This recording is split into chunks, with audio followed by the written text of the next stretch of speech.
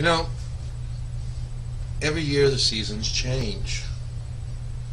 Every year I make changes just like all of you out there.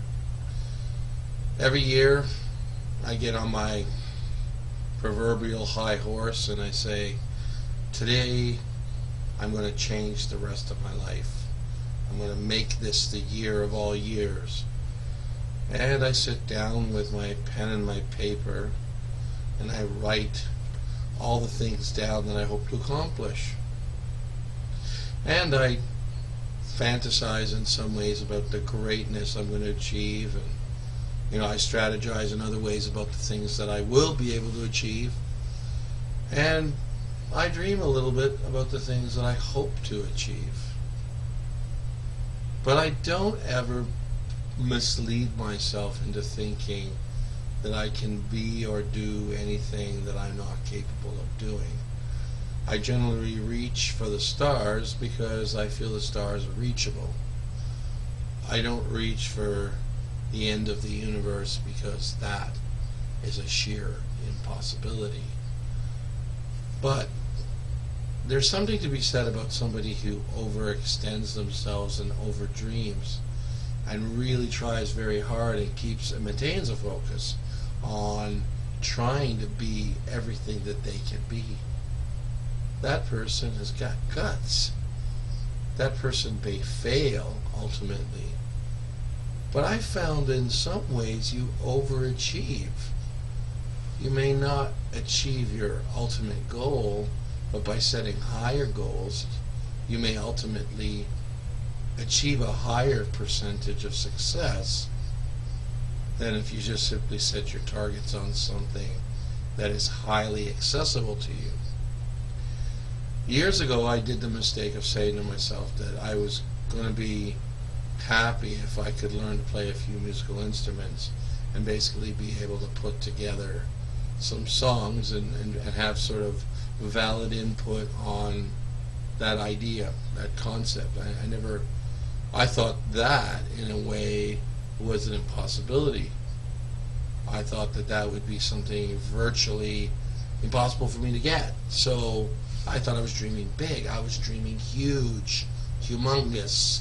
This was going to be beyond expectation. Well, it didn't take me very long to actually achieve that.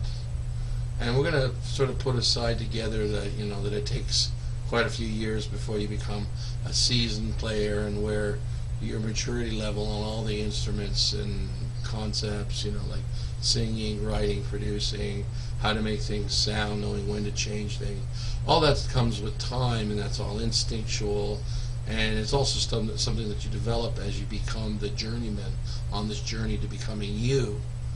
But that aside, I had actually reached that goal quite early in my in my life, which actually was kind of in a way disappointing, because I found myself feeling like, if this is so attainable, then what makes the ones who make it so much more special than everyone else? I began to realize not much. But then I also realized there's a lot of external forces that go on beyond talent, and that's beyond the scope of what I'm doing here. But the world isn't shaped the way you see it when you're first growing up and you're dreaming, and you see the world in delightful colors and accessible kind of accessibility everywhere. I can achieve, because if I can dream it, I can make it happen.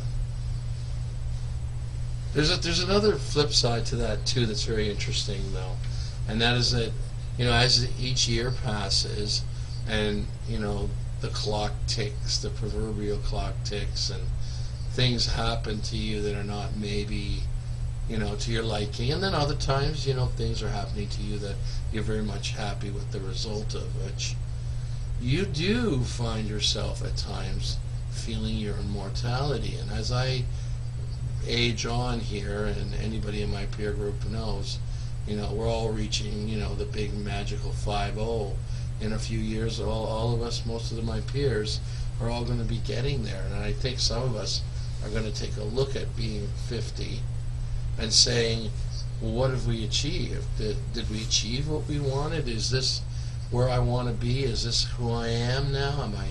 Am I stuck here? Does being 50 suddenly make, I don't know, make me old? Like, when do you decide that you're old and that maybe you shouldn't be chasing the dream of being an actor, a writer, a philosopher, an archaeologist, a musician, I don't know, whatever.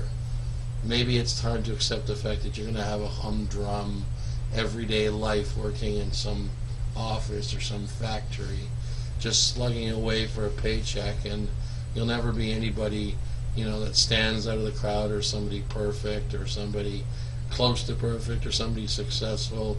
I don't know. Everyone has a different concept of where they want to be. I just want to be happy, and I want a reasonable amount of success, so at least I've got some choices and I can fulfill some dreams. For me, life has never really been all about just the money and the success aspect of it, because I think you can measure success in many different ways. But you are going to reach that sense of mortality, whether you like it or not. I mean, as I age and I get towards 50, my parents get older and I see them facing their mortality, and I say to myself, in 30, 40 years, if God knows if I live that long, but if I do, I'm going to be having the same questions they have, as I see them question things like the existence of God and afterlife, and whether or not any of this really means anything, whether any of this really has any substance to it. Are we just prisoners of the fact that biologically we're alive? I mean, are there things beyond the grave? Are there consequences to our actions? These are all questions, I suppose, will be answered once we perish. And once we perish, either our minds will be flooded with answers, or unfortunately the lights will go off for the last time, and you'll say goodnight, and the world will turn off. That'll be the end of the show.